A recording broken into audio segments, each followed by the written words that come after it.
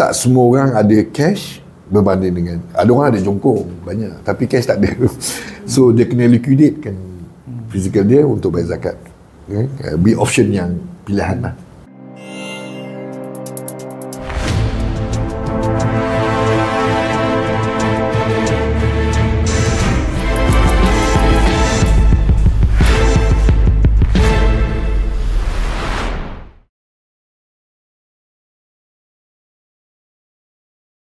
Assalamualaikum warahmatullahi wabarakatuh.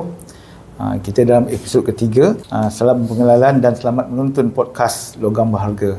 Saya Hazin Salim Marjan, seorang business coach bersama panel Logam Berharga. Nama yang tidak asing lagi dengan nickname Gubernur Dinar Dirham, Tuan Abdul Syukur Anwar. Okay, ini kita dalam episod ketiga, episod kemuncak lah, kan?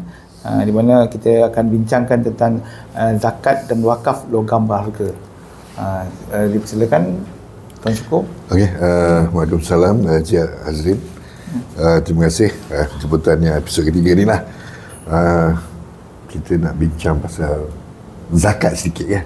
Ya. Zakat sikit lah. Just nak menyokong syariah agama Islam atas penggunaan logam-logam berharga lah. Sebab logam berharga ni ada kaitan dengan zakat. Tak boleh lari. Mana-mana negara Islam akan membincangkan isu-isu ni, mana-mana agensi agama Islam akan bincangkan isu ni, zakat. So, pertama, logam apa yang diperlukan zakat? Logam emas, memang semua tahu, kena bayar zakat pada syarat-syarat tertentu lah. Perak, perak pun kena bayar zakat. Sama ada dia berbentuk bangkem emas ataupun berbentuk jongkong emas. Apa jua produk yang dibentuk oleh emas dan perak, apa jua, bukan setakat barang kemas. Kalau katakan you punya piasan rumah tu, display tu berbentuk emas dan bentuk 1 kilo 500 gram pun you kena bayar zakat juga. Okey, jadi zakat ni dari segi detailnya saya menggalakkan semua pemilik, semua Muslim, semua umat Islam di Malaysia merujuk kepada agensi zakat negeri masing-masing lah dari segi kadar-kadar pembayaran zakat tersebut. Okey. Tahu kita cakap zakat dulu. Zakat dulu Zakat dulu atau kita kemudian kita cakap wakaf. Sebab dia agensi lain dan pengiraan dia lain. Lain kan? Lain. So, okey, kefahaman saya bila kita nak bayar zakat, saya pernah membayar zakat dirham melalui pengalaman saya lah. Jadi kita buat pengiraan dalam berapa keping dirham yang kita ada, lepas tu kita tukar kepada berat, kuantiti berat, lepas tu kita kalikan harga semasa dan kita akan pegawai itu akan menilaikan lah bersandarkan 2.5%. 2.5%. Itulah jumlah yang kita kena bayar zakat dalam bentuk ringgit. Belum lagi masa dia kira tu ikut stok semasa, harga semasa. Harga semasa. Atas gram pada stok semasa, stok tahun ke macam mana? Stok semasa. Maksudnya yang itulah. Itu semua declaration. Masing-masing declaration. Dia macam zakat emas ni lah saya tanya kan. Kalau orang Kelantan selalunya dia suka masa bulan puasa tu, bulan Ramadan tu dia akan bayar zakat emas lah. Dia macam mana nak bayar zakat emas ni? Pada akhir tahun ke pada bulan Ramadan? Dia syarat ni 12 bulan ni. Satu haul lah. Bahasa Arab saya tak pandai. Dalam masa kalendernya 12 bulan. 12 bulan ni. So, kalau you bayar zakat pada bulan 2, dan tahun depan tu bulan 2 lah. Itulah kata dalam syarikat kita panggil closing account. Annual closing account. Dalam syarikat SSM. Sekarang ni tak macam dulu. Dulu kita boleh tak 1 Januari sampai 31 Disember. Sekarang ni dia ikut tarikh pendaftaran. Tarikh pendaftaran syarikat tu menjadikan dia annual punya kalender. So, mungkin persoalannya untuk zakat ni, sekali lagi lah, macam dia 12 bulan. 12 bulan hijrah ke atau 12 bulan? Itu saya tak pasti. Saya senang ikut kalender biasa lah kan. Mudah bagi kita. Pasal kita punya dari segi pendapatan pun semua ikut kalender kalender orang putih lah kita panggil. Kalender orang putih. Yang nampak selalu macam negeri-negeri lain selalu kita bagi zakat fitrah lah kan. Zakat fitrah. Kan zakat fitrah dan zakat emas sekali jalan lah. Saya tak pasti yang tu. Cumanya kalau you nak bayar zakat, dia tak kira waktu sebenarnya. Dia tidak ada ketetapan waktu, yang penting dia cukup 12 bulan. Tarikh itu bukannya satu ketetapan kita lah sendiri. Kalau kita dah bayar tahun ni, kalau kita nak bayar pada penghujung tahun dan seterusnya, mengikut 12 bulan dan sebagainya. Ada orang bayar mengikut harvesting zakat. Dari segi pertanian kan kita harvest pertanian kan, contoh padi. Ada orang ikut setiap kali dia harvest, dia menuai, hasil dapat dia bayar zakat. So dalam setahun tu mungkin dia bayar banyak kali lah. Kalau penuaian tu 3 tahun sekali, dia bayar 3 kali. Itu hasil dia lah, hasil. Tapi emas ni biasanya mereka buat tahunan. Tahunan tu, bila saya sebut tahunan, bersamaan dengan 12 bulan. Jadi bila saya buat tu, saya patah balik cerita yang lama. Bila saya bayar zakat tadi, dirham yang terkumpul tu, maka pengiraan tu dibuat lah. Dari segi berat, semua tu, convert daripada berapa keping dirham saya ada, dan tukar kepada berat, dan kali 0.25. Dan berat tadi, jumlah berat tu, kali yang 2.5, kali dengan harga semasa yang ditetapkan oleh agensi pungutan zakat negeri masing-masing. Dia bukan satu rujukan yang standard. Artinya macam zakat, ni kita tengah bincangkan tentang zakat emas. Zakat emas dengan zakat pendapatan lah cerita lain lah. Cerita lain. Tapi emas tadi, kayaknya macam kalau kita kait dengan purity tadi, 999, 976 macam mana lah tu? Okey. Pada peringkat awal sebelum ni memang tidak ada, kita tak nafikan, maksudnya dari segi konteks kualiti tadi tu. Apa kita fahamkan pada sebelum ni, kebanyakan pungutan zakat untuk emas hanya satu kualiti saja, satu grade saja. Itu bermutu paling tinggi, iaitu 999. Tapi alhamdulillah ada satu pihak-pihak tertentu memberi penerangan agar pembayaran zakat ini bersandar kepada mutu produk tersebut lah. Kalau mutu dia pakai bank kemas atau disimpan bank kemas 750 ataupun 18 karat, maka zakat dia lebih rendah lagi berbanding dengan mereka yang ada 916. Jadi dia seimbang lah nilai. Self-declaration lah. Self-declaration. Tapi agak sukar juga untuk buat self-declaration pasal kena ada pemastian daripada Jabatan Pungutan Zakat lah. Nanti dia akan, kita tak tahu manusia kan, dia akan declare dia punya semua 750. Jadi kepastian tu mesti ada lah. Mesti ada. Okay, kita tadi banyak bincang tentang zakat emas dan zakat perak. Jadi sebelum kita terus kepada wakaf pula, kan? Jadi dengan penerangan zakat dan wakaf logam berharga daripada Tuan Syukur, kita dengar promo ini dulu, dan podcast Logam Berharga akan bersambung sebentar lagi. Kehidupan manusia. Kita diberi rahmat rumah dan kehidupan, bermula dengan air, awan, bukit, tumbuhan dan ternakan. Alhamdulillah, nikmat Allah mana mahu kau dustakan.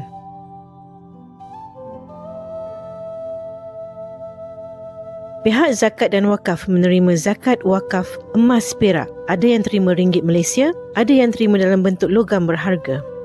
Bayar zakat emas dengan emas atau ringgit. Bayar wakaf emas dengan emas atau ringgit. Sila rujuk agensi zakat dan wakaf negeri berdekatan anda. Terima kasih Tuan. Pembayaran zakat emas Tuan dan wakaf emas Tuan telah disempurnakan. Pihak zakat akan agihkan kepada asnaf yang layak. Asnaf terima zakat, berbelanja barang dapur, majukan diri. Asnaf sebagai perangsang ekonomi. Asnaf sebagai pengguna, ekonomi terangsang dan makmur apabila asnaf diraikan.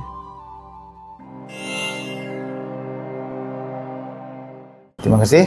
Jadi Tuan Syukur, tadi kita bincang tentang zakat emas dan perak, kan? Jadi nampak gaya macam pusat zakat dengan perlu jadi penilai jugalah, kena pandai jadi penilai juga. Gitu.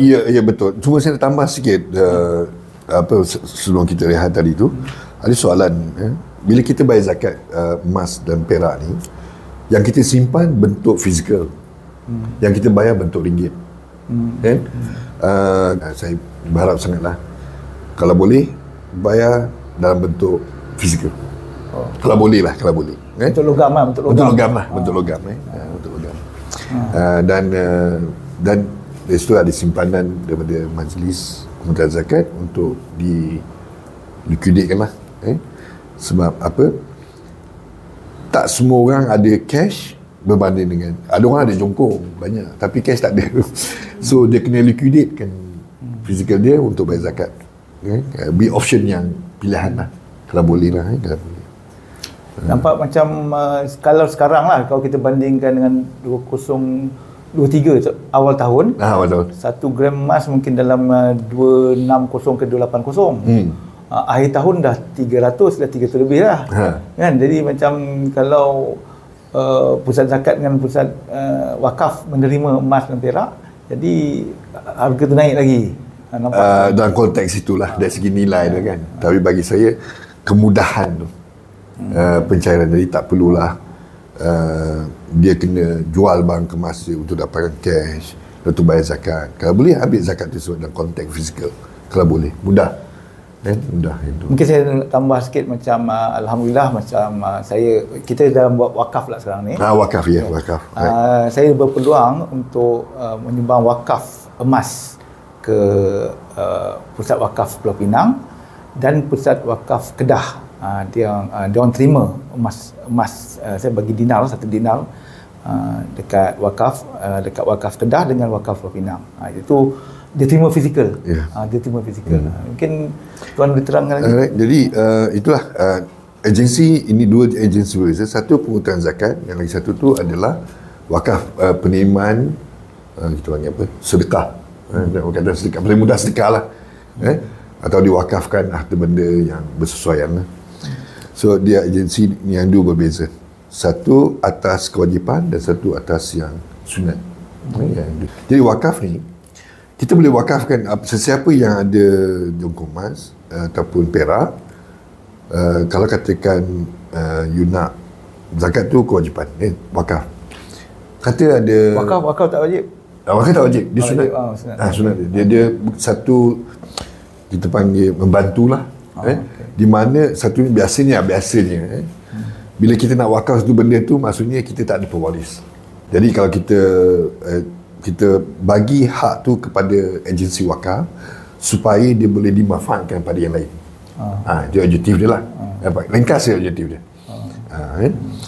Jadi kalau kita ada banyak sangat golbar lah kata, banyak golbar, banyak bank emas. Bank emas untuk wanita, golbar untuk lelaki. So kita kata okey, kalau saya nak sedekah aja, saya nak wakafkan benda tu. So bila dia wakaf dalam bentuk fizikal pada agensi wakaf, maka wakaf boleh ada berbagai cara lah untuk mendapatkan manfaat tadi. Boleh mendapatkan manfaat. Sama ada menjual, liquidate menjual fizikal tadi, dapat duit, dan bolehlah guna apa-apa pun untuk buat masjid dan sebagainya lah. Tapi penerimaan tu kena ni lah. Cuma kita tak naklah you terima barang-barang palsu pula orang wakaf. Kan? Barang-barang yang tak ada nilai tapi dianggap nilai. Itu kita tak nak. Jadi mana-mana agensi zakat dengan wakaf, dia mesti tahu produk, ciri-ciri produk tu yang diwakafkan. Mungkin wakaf ni saya ingat saya boleh tambah sikit lah. Zakat agak complicated nak kira. Betul. Tu saya tak tahu ni kan. Wakaf ni artinya bila kita ada lebihan, kita bagi, kita serahkan, tak ada kiraan lah. Tak ada kiraan, kita saya tak bermaksud lebihan. Dia satu pemberian yang pemberian tanpa ada had. Sama ada kalau kita tinggal 1 gram pun, kita rasa nak wakafkan. Macam itulah. Dia tak ada kata lebihan dan sebagainya. So macam kalau orang zaman dulu lah, Tok Nik kita lah, kini selalu kita dengar tanah wakaf, ya betul, rumah wakaf ke, bangunan wakaf kan. Jadi saya rasa sekarang ni zaman ni suka juga nak dengar wakaf tanah, wakaf bangunan. Ya betul. Jadi menariknya wakaf dengan emas perak ni, dia bentuk kecil. Kalau kita nak wakaf 1 gram pun boleh, 100 gram pun boleh kan. 1 gram pun dah 25,000. Mudah ali. Mudah ali. Dia bagi mudah ali. Jadi boleh diwakafkan juga. Jadi kiraan tu artinya sekali lagi pemberian lah. Pemberian dengan wakaf lah. Jadi mungkin wakaf tu mudah sikit. Saya nak balik ke zakat balik. Zakat. Okay. Jadi kalau boleh saya nak kaitkan dengan nisbah zakat emas dan perak. Kalau kita tak tahu amalan ke hukum kita nak cuba elak kan. Tapi kira pieces. Okay. Nisbah gram dengan nisbah ringgit ataupun currency. Okay. Apa perbezaan di situ? Okey. Kita tak merujukkan kepada produk yang dihasilkan oleh emas atau perak lah, jongkong emas dan sebagainya atau berbagai emas. Untuk zakat, apa-apa yang berbentuk emas dengan grade-nya sendiri, cukainya mudah je. Maksudnya pembayaran zakat tu bersandarkan 2.5%. Itu je dari segi nilai ringgit. Nilai ringgit dan bentuk nilai ringgit atau nilai berat sama je. Tetap dia akan tukar pada ringgit. Tapi produk yang lagi satu yang kita nak bincang ni, macam Tuan Azri kata, dirham dengan dinar. Dirham dengan dinar. So sebelum tu saya nak beri sikit penjelasan lah, konsep dinar dan dirham ni. Okey, dirham ni telah ditetapkan pada zaman Nabi SAW, dengan sewaktu pemerintahan beliau lah, beliau, di mana satu dinar tu bersama dengan 10 dirham. Dia tetapkan sebab dia sebagai pemerintah lah. Ketetapan nisbah antara satu dinar dengan 10 dirham ni berubah-ubah sepanjang 300 tahun pemerintahan Islam. Berubah. Setinggi-tingginya 120 dirham untuk satu dinar. Itu menunjukkan kelemahan ekonomi pemerintah tersebut lah. Dan dia telah dibetulkan balik sehingga Saidina Umar. Dibetulkan serendah-rendah satu dinar bersama 20 dirham sahaja. Dia tak boleh mencapai kepada 10 dirham. Satu dinar sama 10 dirham. Ini kekangan yang berlaku lah antara suatu itu kita panggil currency lah. Currency exchange antara dirham dengan dinar. Okey. Technically, ratio dia satu dinar bersama dengan 10 dirham. Itu merupakan nisbah. Itu nisbah currency. Exchange. Nisbah currency. Okey. Pieces, kita ambil satu pieces dinar sama dengan 10 pieces dirham. Kalau kita ambil berat pula, dia akan menjadi satu pieces dinar bersama dengan 7 pieces dirham. Kalau pieces pieces itu pieces. By gram basis. The pieces lain, currency lain, itu dari segi berat lain. Jadi berat untuk satu dinar bersama dengan 7 dirham. Sekarang ni macam mana? Sekarang ni? Application tu boleh certain pengeluar dia pakai lah. Dia pakai benda tu bagi tujuan aplikasi yang terdahulu. Yang dahulu yang dia pakai lah aplikasi. Tapi dia bukan satu ketetapan. Kalau by weight kita tengok, kalau harga pasaran sekarang 2030 satu ounce gold. Silver berapa pula saya tak tahu. Okey, by ratio komoditi hari ni, by ratio US dollar ringgit, US dollar maksudnya dia lebih kurang dalam satu emas 80 perak. Sekarang 80. Lebih kurang macam tu. Ada kadang-kadang dia boleh pergi sampai 100. Itu dah worst scenario. Jadi kita panggil gold silver ratio. Gold silver ratio. Jadi itu yang orang ambil kira lah kedudukan perak tadi tu. Kedudukan perak. Jadi itulah dari segi nilai dan bentuk yang currency pada zaman Islam sehingga ini itu diguna pakai balik, dan dari segi konteks zakat tu masih kekal lagi. So dari segi zakat untuk dinar lebih dari 20 dinar dia kena bayar zakat. Lebih daripada 200 dirham dia kena bayar zakat. 25% sama je. Jadi soalan ni kena ambil kira lah. Terima kasih Tuan Syukur. Jadi umpama percumanya kita air, semoga penerangan tentang zakat dan wakaf logam berharga oleh Tuan Syukur tadi pada episod ini memanfaatkan kepada para penonton. Sila tonton tajuk episod akan datang tentang penentuan harga pasaran emas antarabangsa. Ini tengah lagi hot lagi dah. Terima kasih.